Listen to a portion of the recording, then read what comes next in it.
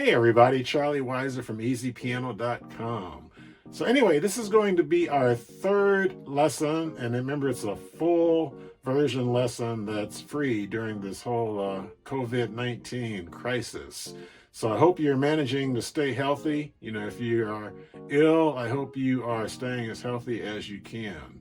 So anyway, in the third lesson here, we're going to actually take a chord progression, and I'm going to show you how to voice your chords. So to split your chord between hands so that they sound nicer. And we're going to play this chord progression, and we're going to do it in all 12 keys. A lot of times people will say that you should play things in all 12 keys, but nobody shows you how to do it. So anyway, in this video, I'm going to show you how to do it. Once again, like I said, real quick plug here, that there is a link you will see below for a donation. So these videos do take a long time to put together. It's the editing that takes all the time. So any amount that you could donate, if you are able to donate, is greatly appreciated. If you're not able to donate, don't worry about it. Everything is on the house. So anyway, on that note, let's go ahead and get the party started.